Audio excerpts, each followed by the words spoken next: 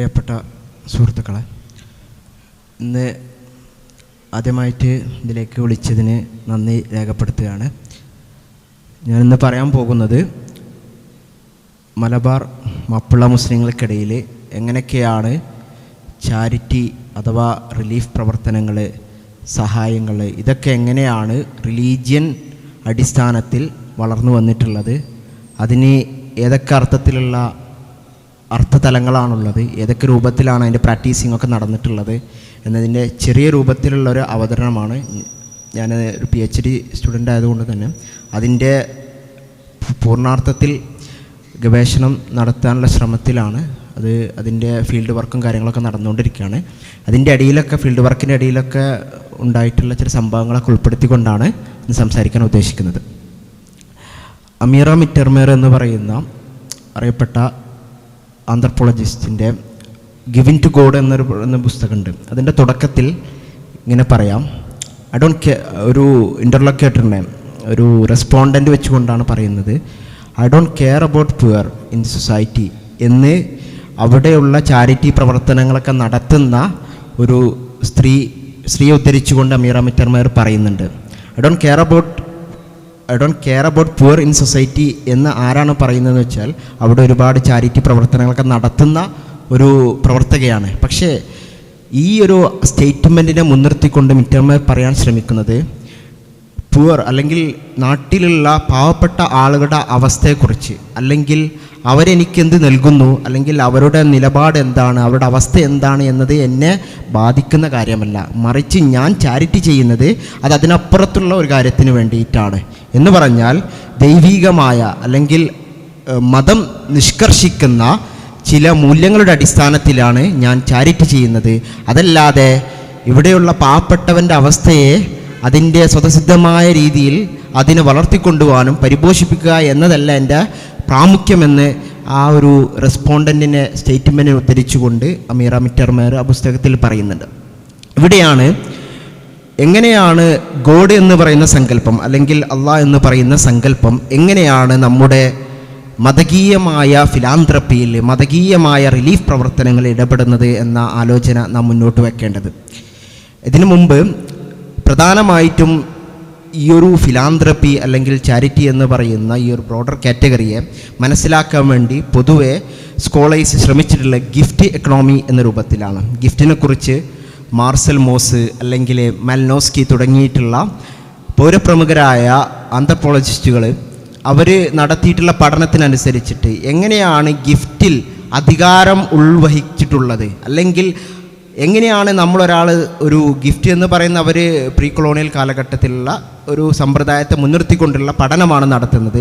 എങ്ങനെയൊക്കെയാണ് community building നടക്കുന്നത്, അല്ലെങ്കിൽ ഞാൻ വേറൊരാൾക്ക് കൊടുക്കാൻ ബാധ്യസ്ഥനാകുന്നത്, അതിലെപ്പോഴും ഒരു റെസിപ്രോക്കലായ കണക്ഷനുണ്ട്. ഞാൻ ഒരാൾക്ക് കൊടുത്താൽ തിരിച്ചും എനിക്ക് കിട്ടണം, റിട്ടേണിങ്ങിൻ്റെ ഒരു എഫക്റ്റ് അതിലൊക്കെ ഉണ്ട് എന്ന രൂപത്തിലുള്ള ഗിഫ്റ്റ് സ്റ്റഡീസുകളൊക്കെ കാണാൻ പറ്റും.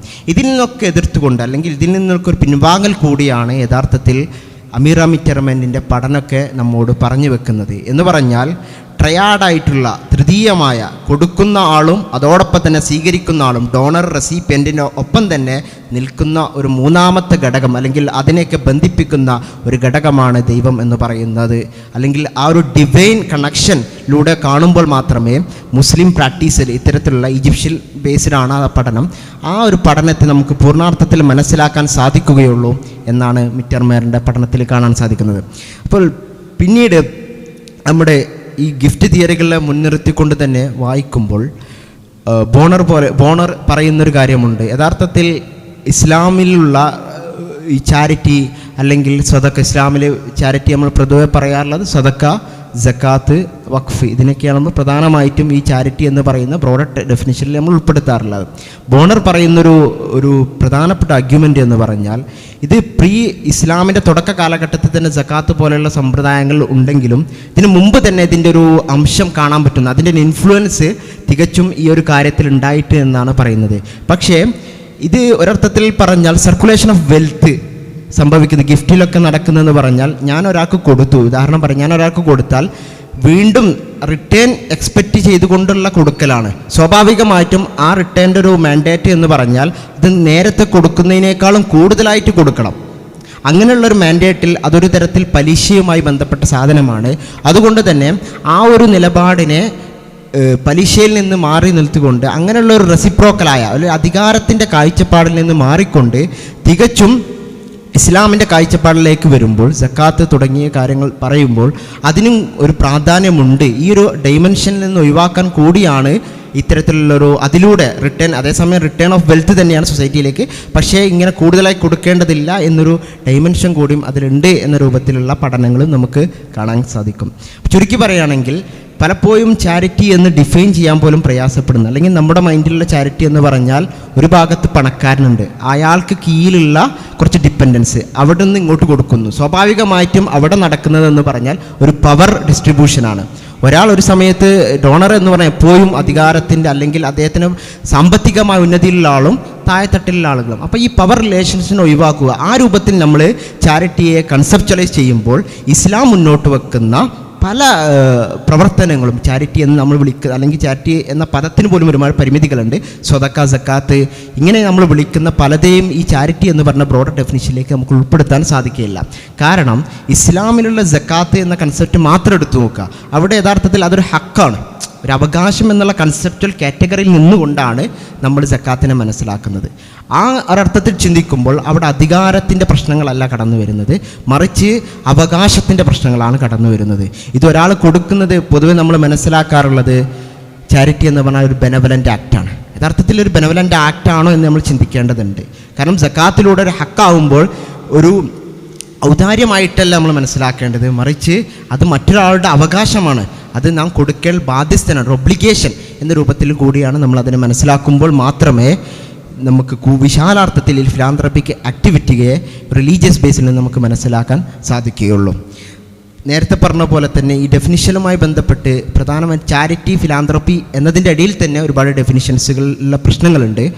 പൊതുവെ ചാരിറ്റി എന്ന് വിവക്ഷിക്കാറുള്ളത് നമ്മൾ ഇമ്മീഡിയറ്റ് എഫക്റ്റിന് വേണ്ടി കൊടുക്കുന്നത്, അതിനൊരു ലാർജ് സ്കെയിൽ പ്രൊജക്റ്റോ അല്ലെങ്കിൽ ഡെവലപ്മെൻ്റ് സ്കീമോ ഒന്നും ഇല്ലാത്ത രൂപത്തിൽ കൊടുക്കുന്നതിന് പൊതുവെ ചാരിറ്റി എന്നും പറയും. അതേസമയം ഫിലാന്ത്രപ്പി എന്ന് പറഞ്ഞാൽ വളരെ ഡെവലപ്മെൻറ്റ് ഓറിയൻറ്റഡായ അല്ലെങ്കിൽ കൂടുതൽ കാലം നിലനിൽക്കുന്ന ആ ഒരു ലക്ഷ്യത്തിന് വേണ്ടി ഓറിയൻറ്റേഷൻ നടന്നിട്ടുള്ള പ്രവർത്തനങ്ങൾക്ക് ഒന്നുകൂടി സ്ട്രക്ചേർഡായ, ഓർഗനൈസ്ഡായ എന്ന രൂപത്തിലൊക്കെ നമ്മൾ ഫിലാന്ത്രപ്പി വിവക്ഷിക്കാറുണ്ട്.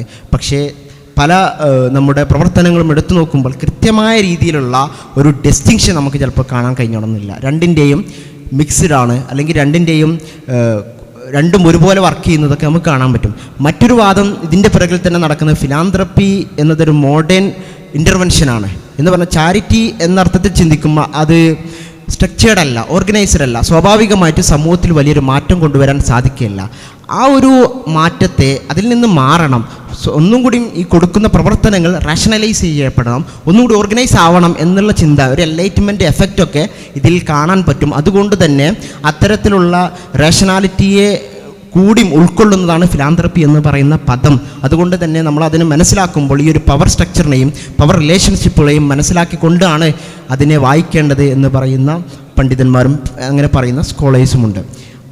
മീന കസാം പോലെയുള്ള അവരുടെ ഫിലാന്ത്രപ്പി ഇൻ ഇന്ത്യ എന്ന് പറയുന്ന പുസ്തകത്തിൽ കാണാം എങ്ങനെയാണ് ബ്രിട്ടീഷുകാർ ഇവിടെയുള്ള ഇൻഡിജിനസ് ചാരിറ്റികൾ, തദ്ദേശീയമായി നടന്നു വരുന്നുകൊണ്ടിരിക്കുന്ന ചാരിറ്റികളെ മോശമാക്കി ചിത്രീകരിച്ചത്.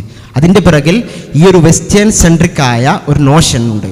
അഥവാ വെസ്റ്റിൽ അർപ്പിതമായിട്ടുള്ള അല്ലെങ്കിൽ വെസ്റ്റ് മുന്നോട്ട് വെക്കുന്ന ചാരിറ്റി പ്രവർത്തനങ്ങൾ അല്ലെങ്കിൽ എയ്ഡ് അമ്യൂണിറ്റീസുകളൊക്കെ തന്നെ പൂർണ്ണാർത്ഥത്തിൽ വലിയ തോതിലുള്ള ഇമ്പാക്റ്റ് സൊസൈറ്റിയിൽ ഉണ്ടാക്കാൻ കഴിയുകയും എന്നാൽ തദ്ദേശീയമായി നിലനിൽക്കുന്ന സ്ട്രക്ചേർഡ് അല്ലാത്ത അൺഓർഗനൈസ്ഡ് ആയിട്ട് നിലനിൽക്കുന്ന അല്ലെങ്കിൽ ഒന്നും കൂടി വ്യക്തമാക്കി പറയുന്ന റിലീജിയസ് ബേസ്ഡ് ആയിട്ടുള്ള പലതും ഈ ഒരു രൂപത്തിൽ ഡെവലപ്മെൻ്റ് പ്രൊജക്റ്റിലേക്ക് കൊണ്ടുവരാൻ സാധിക്കുന്നില്ല.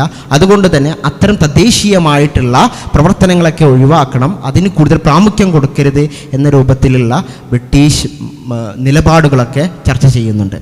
അതോടൊപ്പം തന്നെ ഈ ചാരിറ്റീൻ്റെ അതുമായി ബന്ധപ്പെട്ട് പറയുന്നൊരു കാര്യം തന്നെയാണ് ഏബിൾ ബോഡീസും അല്ലെങ്കിൽ കഴിവുന്ന ആളുകളുടെ ഒരിക്കലും തന്നെ കൊടുക്കാൻ പാടില്ല. ആരാണ് ഏബിൾ ബോഡി എന്നുള്ള ചർച്ച ഈ ചാരിറ്റിയുമായി ബന്ധപ്പെട്ട് അല്ലെങ്കിൽ ഫിലാന്ത്രപ്പിക്കുമായി ബന്ധപ്പെട്ടുള്ള ചർച്ച ആ കാലഘട്ടം മുതൽക്ക് ഉണ്ടായിട്ടുണ്ട്. നമ്മുടെ ബ്രിട്ടീഷുകാരുടെ ആക്ട്, വിക്ടോറിയൻ ആക്റ്റും വിക്ടോറിയൻ കൾച്ചറിൻ്റെ ഒക്കെ ഭാഗമായിട്ട് എങ്ങനെയൊക്കെ റിലീഫിൽ മാറ്റങ്ങൾ കൊണ്ടുവരാൻ പറ്റും, അതിനൊന്നുകൂടി സ്ട്രക്ചർ ചെയ്യാൻ പറ്റും. ഇതൊക്കെ ഇവിടെയുള്ള ഇന്ത്യയിലെ കൊളോണിയൽ കാലഘട്ടത്തെ സമയത്തും അതിൻ്റെ എഫക്റ്റ് ഉണ്ടായിട്ടുണ്ട് എന്നാണ് ഞാൻ പറയാൻ ശ്രമിക്കുന്നത്. ഞാൻ വിശദീകരിക്കുന്നില്ല, മെയിനായിട്ട് മാപ്പിളയുമായി ബന്ധപ്പെട്ട കാര്യങ്ങളാണ് പറയാൻ ഉദ്ദേശിച്ചിട്ടുള്ളത്. ഇസ്ലാമിനെ കുറിച്ച് കൂടുതൽ വെഞ്ചർ ഓഫ് ഇസ്ലാം എന്ന് പറയുന്ന പുസ്തകം എഴുതിയില്ല. ഹോഡ്സൺ ഈ ഇസ്ലാമിക സൊസൈറ്റിയിൽ നടക്കുന്ന ഇത്തരത്തിലുള്ള വഖഫ് അല്ലെങ്കിൽ ചാരിറ്റി പ്രവർത്തനങ്ങളൊക്കെ അദ്ദേഹം വലിയ തോതിൽ ചർച്ചക്കെടുക്കുന്നുണ്ട്. വലിയ തോതിലല്ല, ചെറിയ രൂപത്തിലെങ്കിലും അദ്ദേഹം ചർച്ചക്കെടുക്കുന്നുണ്ട്.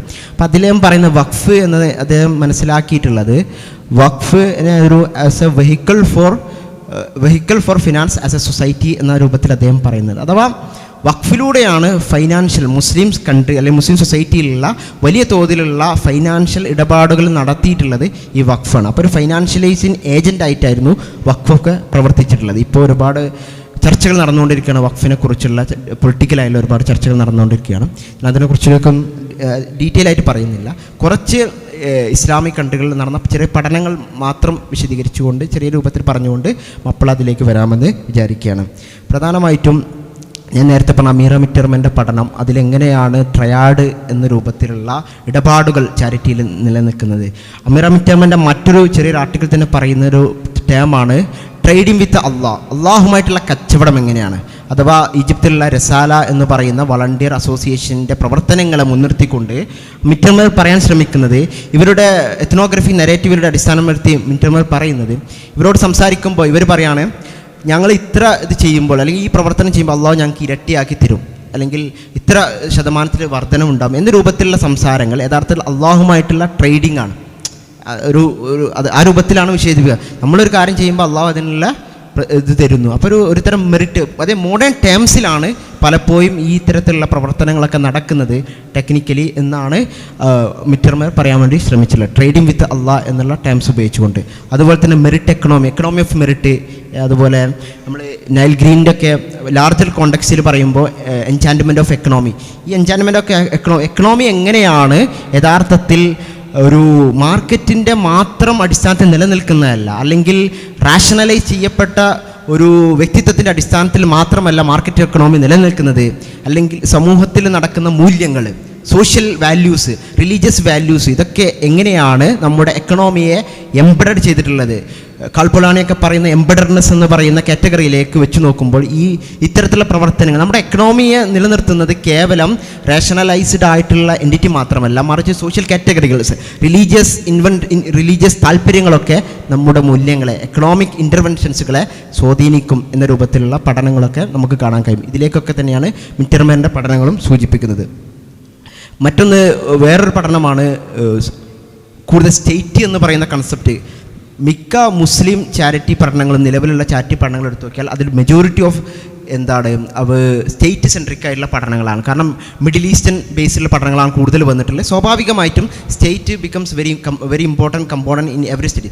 സ്വാഭാവികമായിട്ടും സ്റ്റേറ്റിൻ്റെ ഇടപാടുകൾ എങ്ങനെയാണ് വഖഫിൻ്റെ സെൻട്രലൈസേഷനിലേക്ക് കാരണമായത്, അതിനുള്ള സാധാരണഗതിയിലുള്ള ആളുകൾ അതിനെ എങ്ങനെ റെസ്പോണ്ട് ചെയ്യുന്നു തുടങ്ങിയുള്ള പഠനങ്ങൾ ഉണ്ടായിട്ടുള്ളത്. പ്രധാനപ്പെട്ട ഒന്നാണ് ഇന്തോനേഷ്യയിലെ, മിഡിൽ ഈസ്റ്റ് അല്ലെങ്കിൽ പോലും ഇന്തോനേഷ്യയിലെ അമേലിയ ഫൗസിയുടെ പഠനത്തിൽ ഈ സ്റ്റേറ്റിൻ്റെ കാർക്കശ്യങ്ങൾ, സ്റ്റേറ്റിൻ്റെ പ്രശ്നങ്ങളാൽ അവിടെയുള്ള സാധാരണക്കാർ പലപ്പോഴും വഖഫ് ചെയ്യാതെ സ്റ്റേറ്റിന് വഖഫ് കൊടുക്കാതെ സാധാരണ രൂപത്തിലുള്ള വെരി ട്രഡീഷണൽ ഫോംസിൽ അല്ലെങ്കിൽ മോഡേൺ ഫോംസിലേക്ക് മാറാതെ ട്രഡീഷണൽ എവറിഡേ പ്രാക്ടീസിങ് ആയിട്ട് ചാരിറ്റികൾ കൊണ്ട് നടക്കുന്നുണ്ട്.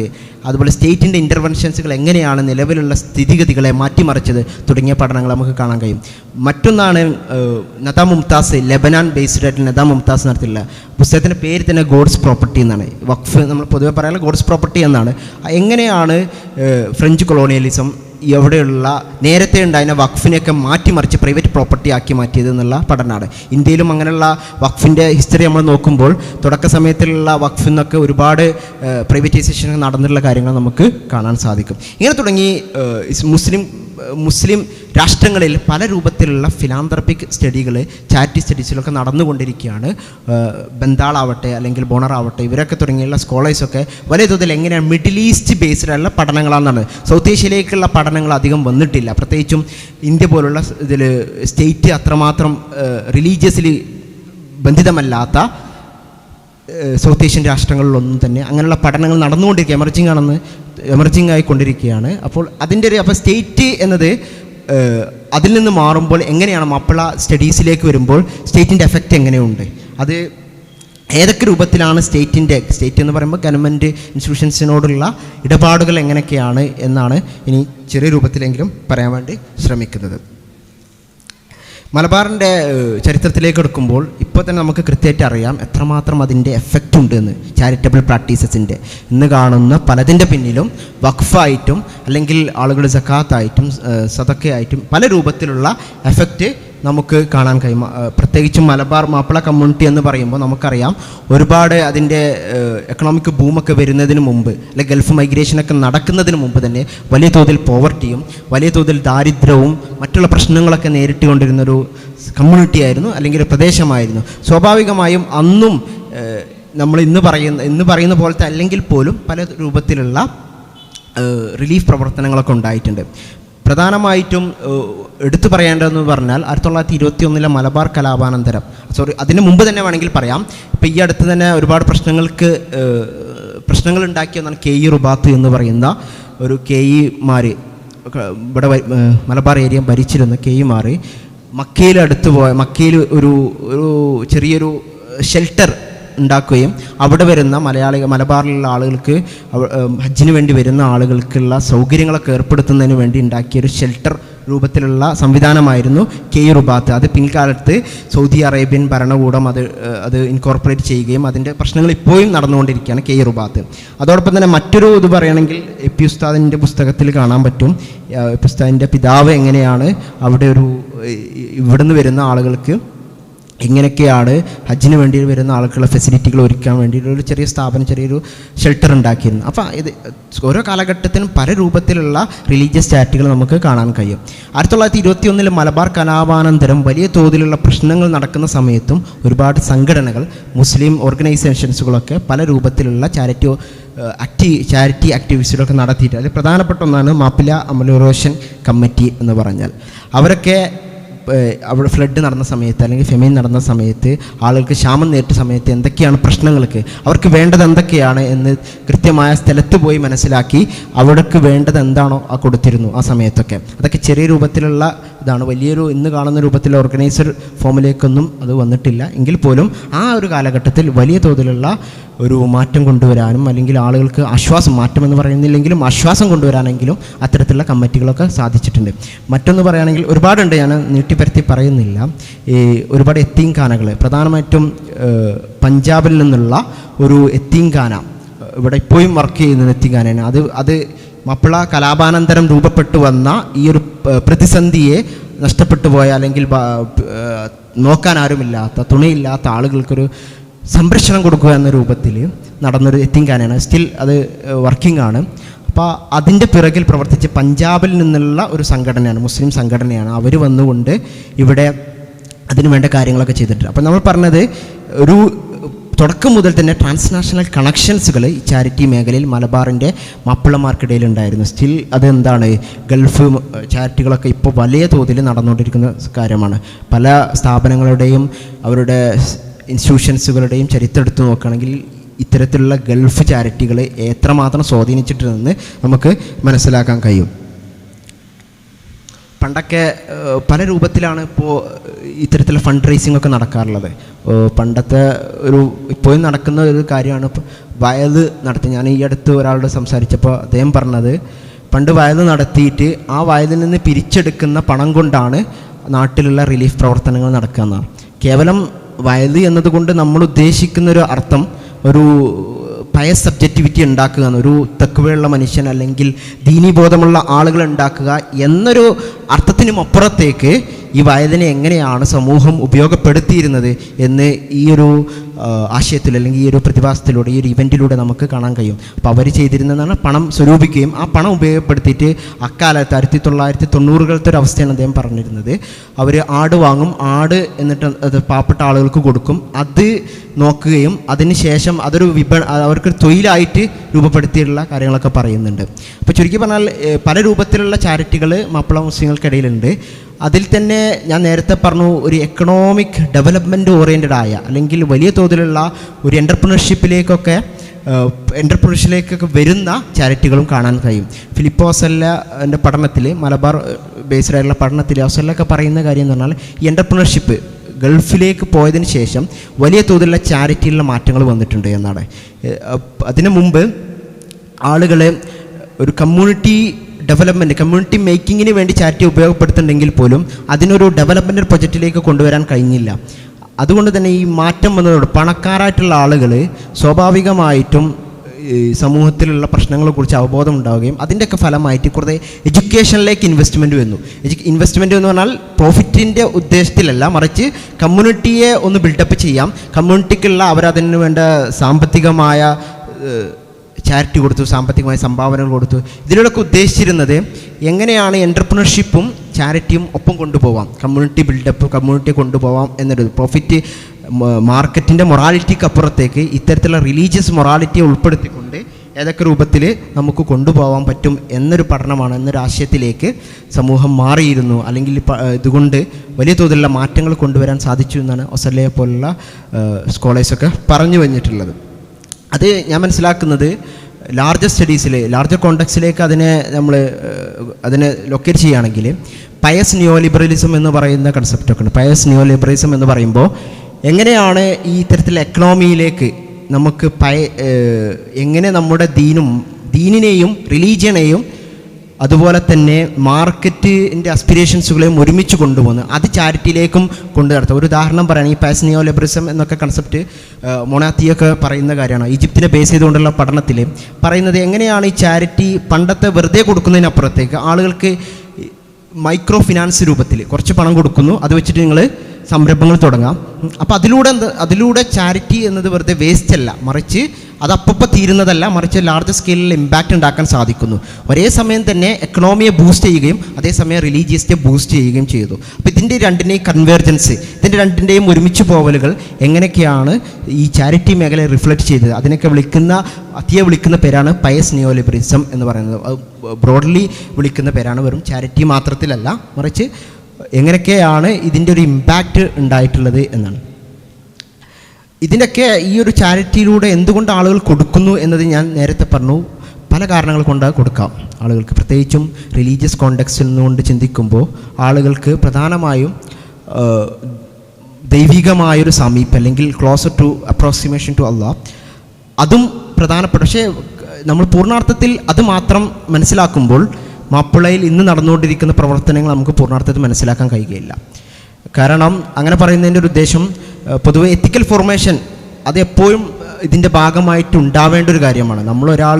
ഒരാൾക്ക് സദക്ക കൊടുക്കുന്നു എന്ന് പറയുമ്പോൾ മറ്റൊരാളുടെ അവസ്ഥയെ അമലിറേറ്റ് ചെയ്യുകയല്ല, മറ്റൊരാളുടെ അവസ്ഥയെ ഒന്നും കൂടി നന്നാക്കുകയോ അല്ലെങ്കിൽ അയാൾ അതിനെ രക്ഷപ്പെടുത്തുക മാത്രമല്ല നടക്കുന്നത്, തൻ്റെ കൂടിയുള്ള സെൽഫ് കൾട്ടിവേഷൻ കൂടിയും അവിടെ സാധ്യമാകുന്നുണ്ട്. നമ്മുടെ എത്തിക്കൽ ഫോർമേഷൻ എന്നൊക്കെ പൊതുവെ ആന്ത്രപ്പോളജിയിലൊക്കെ പറയുന്ന സബാ മഹമ്മൂദും അതുപോലെ ഹിഷ്കിന്ദൊക്കെ മുന്നോട്ട് വെക്കുന്ന കാഴ്ചപ്പാടാണ്. എങ്ങനെയാണ് നമ്മുടെ ആക്ടിവിറ്റി സൊസൈറ്റിയിലേക്ക് ഓറിയൻറ്റഡ് ആണെങ്കിൽ പോലും അത് നമ്മളിൽ എങ്ങനെ മാറ്റങ്ങൾ കൊണ്ടുവരുന്നു, അത് കൊടുക്കുന്ന സമയത്ത് നമ്മൾ ഉണ്ടാവേണ്ട ഒരു ഹ്യൂമിലിറ്റി ഉണ്ട്. പണം എന്ന് പറയുന്നത് അത് എൻ്റെ വസ്തുവല്ല, മറിച്ച് അത് ഞാൻ അതിൻ്റെ ഒരു കൊടുക്കാൻ ഏൽപ്പിക്കപ്പെട്ടൊരു സാധുവായ മനുഷ്യനാണ് എന്ന രൂപത്തിലേക്ക് അതിൻ്റെ ഒരു അതെങ്ങനെയാണ് നമ്മുടെ കമ്പോർട്ട്മെൻറ്റ്, എങ്ങനെയാണ് നമ്മുടെ വാല്യൂസിലേക്ക് നമ്മളെ തന്നെ മാറ്റി നിർത്തുന്നത് എന്ന രൂപത്തിൽ ആ ഒരു സ്വതക്കെ അല്ലെങ്കിൽ ഇത്തരത്തിലുള്ള പ്രവർത്തനങ്ങൾ നമ്മൾ കാണേണ്ടത്. അപ്പോൾ മാത്രമാണ് പൂർണ്ണാർത്ഥത്തിൽ ഈ ഒരു വിവിധ തലങ്ങൾ, ചാരിറ്റിയുമായി ബന്ധപ്പെട്ട വിവിധ ഡൈമെൻഷൻസുകളിലേക്ക് നമ്മൾ എത്തിപ്പെടുന്നത്. ഞാൻ ഈ അടുത്ത് പോയപ്പം ഒരു ചാരിറ്റിയുടെ ഒരു ക്യാപ്ഷൻ എന്ന് പറഞ്ഞാൽ, നിങ്ങൾ മറ്റുള്ളവർക്ക് കൊടുക്കുക എന്ന് പറഞ്ഞാൽ സെർവിങ് അതേഴ്സ് സെർവിൻ അവർ സെൽഫ്സ് എന്നാണ് അതിൻ്റെ ഒരു ക്യാപ്ഷനാണ്. എന്ന് പറഞ്ഞാൽ നമ്മൾ മറ്റൊരാളെ സെർവ് ചെയ്യുന്നത് യഥാർത്ഥത്തിൽ നമ്മുടെ സെർവിങ് ആണ്. അവരുടെ ബ്രോഷർ തന്നെ കൃത്യമായി പറയുന്നത് സെർവ് എന്നോട് ഉദ്ദേശിക്കുന്നത് എന്താണ്, ആഖിറത്തിലേക്കുള്ള വിജയമാണ്. നമ്മൾ മറ്റൊരാളിലേക്ക് തിരിയുന്നത് നമ്മളെ കണ്ടെത്താനുള്ള ഒരു കാര്യത്തിനാണ്, അതായത് നമ്മൾക്ക് വിജയത്തിലാണ്. അപ്പോൾ ആ ഒരർത്ഥത്തിൽ ചിന്തിക്കുമ്പോൾ ഈ ചാരിറ്റി പോലും മാർക്കറ്റ് കോണ്ടെക്സ്റ്റിലൊക്കെ ചാരിറ്റി യഥാർത്ഥത്തിൽ മാർക്കറ്റ് മെക്കാനിസത്തെ വർദ്ധിപ്പിക്കാനാണ് ശ്രമിക്കുന്നത്. ക്യാപിറ്റലിസത്തിൻ്റെ ഒരു എൻജൻഡർമെൻറ്റിന് കാരണമാകുന്നത് ചാരിറ്റി കാണാം. ഒരു ഉദാഹരണം പറയുകയാണെങ്കിൽ, ബിസിനസ് നടത്തുന്ന ആളുകൾക്ക് അവർ ഇത്ര ശതമാനം സക്കാത്ത് കൊടുക്കണം എന്നുള്ള ബോധ്യം ഉണ്ടാകുമ്പോൾ സ്വാഭാവികമായിട്ടും ഈ കൊടുക്കുമ്പോൾ കൂടുമെന്നുള്ളൊരു തത്വം ഉണ്ടല്ലോ, അപ്പോൾ ആ ഒരു തത്വത്തിലേക്ക് ആ ഒരു അർത്ഥത്തിൽ ചിന്തിക്കുമ്പോൾ വെബറൊക്കെ പറയുന്ന വെബേരിയൻ കോണ്ടെക്സ്റ്റിൽ നിന്ന് പറയുകയാണെങ്കിൽ എങ്ങനെയാണ് എക്കണോമി അല്ലെങ്കിൽ എങ്ങനെയാണ് റിലീജിയസ് സെൻറ്റിമെൻസുകൾ എങ്ങനെയാണ് എക്കണോമിയെ വളർത്തുന്നത് എന്ന്. വെബർ പറഞ്ഞുള്ള ക്യാപിറ്റലിസത്തിൻ്റെ പിന്നിൽ പ്രവർത്തിച്ച പ്രൊട്ടസ്റ്റൻ്റ് എത്തിക്കായിരുന്നു എന്നാണ്. അവർ മുന്നോട്ട് വെച്ചിട്ടുള്ള കാഴ്ചപ്പാട് എന്ന് പറഞ്ഞാൽ പണിയെടുക്കണം, പണിയെടുത്തവർക്ക് മാത്രമേ സ്വർഗത്തിലേക്ക് എത്താൻ പറ്റുള്ളൂ, അല്ലെങ്കിൽ സ്വർഗത്തിലെ ഉന്നത സ്ഥാനം കിട്ടണമെങ്കിൽ ഇവിടെയുള്ള പ്രോസ്പെരിറ്റിയുടെ അടിസ്ഥാനത്തിലാണ്. അതുകൊണ്ട് ആളുകൾ കാൽവിനിസ്റ്റ് ഡോക്ട്രൈനിലൊക്കെ മുൻനിർത്തിക്കൊണ്ട് അവർ പ്രവർത്തിക്കുകയും അതിൻ്റെ ഫലമായി അവർക്ക് വലിയ തോതിലുള്ള ക്യാപിറ്റലിസ്റ്റ് അക്യുമുലേഷൻ നടക്കുകയും ചെയ്തു എന്നാണ് വെബർ പറയുന്നത് വെസ്റ്റേൺ കോണ്ടെക്സ്റ്റിൽ നിന്ന്. അപ്പോൾ ഒരർത്ഥത്തിൽ നിന്ന് ചിന്തിക്കുമ്പോൾ ഇത്തരത്തിലുള്ള സക്കാത്ത് അല്ലെങ്കിൽ സദക്കാത്ത് തുടങ്ങിയിട്ടുള്ള ഇസ്ലാമിക് നോഷൻസ് ഓഫ് ചാരിറ്റീസ് യഥാർത്ഥത്തിൽ ഒരർത്ഥത്തിൽ പറയുകയാണെങ്കിൽ എക്കണോമിക്കിൻ്റെ ബൂസ്റ്റിംഗ് അല്ലെങ്കിൽ ക്യാപിറ്റൽ അക്യുമുലേഷനിലൊക്കെ നടത്തുന്നുണ്ട്, അതിലേക്കൊക്കെ ഉള്ളൊരു പ്രൊമോഷൻ അല്ലെങ്കിൽ അതിനെയൊക്കെ തോതിൽ സ്വാധീനിക്കുന്നുണ്ട് എന്ന് നമുക്ക് പറയാൻ പറ്റും. ഞാൻ നിർത്തുകയാണ്. കാലഘട്ടം മാറുന്നതിനനുസരിച്ചുള്ള പുതിയ മെക്കാനിസത്തിലേക്ക് നമ്മുടെ ചാരിറ്റി പിരിവ് എന്നൊക്കെ നോർമലി നമ്മൾ വിളിക്കുന്ന ഇതൊക്കെ മാറിയിട്ടുണ്ട്. പല രൂപത്തിലുള്ള പിരിവിനെ കുറിച്ചൊക്കെ, പിരിവ് എന്ന് പറയുമ്പോൾ അത് കേവലം ഒരു കൊടുക്കൽ വാങ്ങലുകൾക്കപ്പുറത്തേക്ക് അതിൽ നടക്കുന്ന ഒരുപാട് സാംസ്കാരിക കൈമാറ്റങ്ങളുണ്ട്. അതിൻ്റെ ഉള്ളിൽ തന്നെയുള്ള ഒരു നൈതിക ബോധമുണ്ട്. ഇതൊക്കെ പിരിവിൻ്റെ ഉള്ളിൽ തന്നെ നടക്കുന്ന കാര്യങ്ങൾ. നമ്മൾ ഒരാളോടുള്ള സോഷ്യൽ ക്യാപിറ്റലിൻ്റെ ഒരു വലിയ സോഷ്യൽ ക്യാപിറ്റലിൻ്റെ ഒരു അടയാളമായിട്ട് കൂടി നമുക്ക് പിരിവിനെ കണ്ടെത്താൻ കഴിയും. ബോർദിയൊക്കെ പറയുന്ന സോഷ്യൽ ക്യാപിറ്റൽ എന്നുള്ള കൺസെപ്റ്റിൻ്റെ മുൻനിർത്തി പറയുമ്പോൾ യഥാർത്ഥത്തിൽ എത്രമാത്രം നമുക്ക് റിലേറ്റീവ്സുകൾ അല്ലെങ്കിൽ നെറ്റ്വർക്ക് ഉണ്ടാക്കാൻ കഴിയുന്നു, അതൊരു ക്യാപിറ്റലാണ്. അത് ഈ പിരിവിനെ എങ്ങനെയാണ് ഫോസ്റ്റർ ചെയ്യുന്നത്, ഇങ്ങനെ തുടങ്ങിയുള്ള കാഴ്ചപ്പാടുകൾ നമുക്ക് കാണാൻ കഴിയുന്നതാണ്. അപ്പോൾ മാറ്റങ്ങൾ വന്നുകൊണ്ടിരിക്കുകയാണ്. പഴയ ഇപ്പോൾ ഡിജിറ്റലിലേക്ക് വരുമ്പോൾ സ്വാഭാവികമായിട്ടും മുസ്ലിം ഫിലാന്ത്രപ്പി അല്ലെങ്കിൽ മുസ്ലിം ചാരിറ്റികളിലും അതിൻ്റെ സ്ട്രക്ചറുകൾ മാറുന്നുണ്ട്. പണ്ട് നമ്മൾ പൊതുവെ പറയാറുള്ള സ്ട്രക്ചറുകൾ എന്ന് പറയുമ്പോൾ ആളുകൾക്ക് അറിഞ്ഞു കൊടുക്കുക എന്നുള്ളൊരു കാര്യം ഉണ്ടായിരുന്നു. ഇപ്പം ലോക്കലി നമ്മൾ കൊടുക്കണം എന്നൊക്കെ പറയുന്നതിൻ്റെ വിവക്ഷ എന്ന് പറയുമ്പോൾ അതിൽ പറയുന്നത് വെറുതെ കൊടുക്കുക എന്നതിനപ്പുറത്തേക്ക് ആളറിഞ്ഞു കൊടുക്കുക എന്നുള്ളതാണ്. സമൂഹത്തിൽ നടക്കുന്ന കാര്യങ്ങൾ അയാൾ അറിയണം നമ്മൾ, അതാണ് ഇതിൻ്റെയൊക്കെ ഒരു ബേസായിട്ട് നമുക്ക് കാണാൻ പറ്റുക. മിസ്കീൻ ആരാണ് ആ നാട്ടിൽ നിന്ന് നമ്മൾ അറിയണം. അപ്പോൾ ആ ഒരു കളക്റ്റീവ് നോഷൻസ്, കേവലം ഒരു പണം കൊടുക്കുക അല്ലെങ്കിൽ സഹായിക്കുക എന്നപ്പുറത്തേക്ക് ആ നാട്ടിലുള്ള കൾച്ചറിനെ കളക്ടിവിറ്റിയെ വളർത്തുക എന്നതും കൂടി ഇതിൻ്റെ പിന്നിലുണ്ട്. അതിലൊക്കെ ഈ ഡിജിറ്റൽ ഇതിലേക്ക് വരുമ്പോൾ എത്രമാത്രം അതിൻ്റെയൊക്കെ റീസ്ട്രക്ചറിങ് നടക്കുന്നുണ്ട് എന്നും കൂടി നമ്മൾ ചിന്തിക്കേണ്ടതുണ്ട്.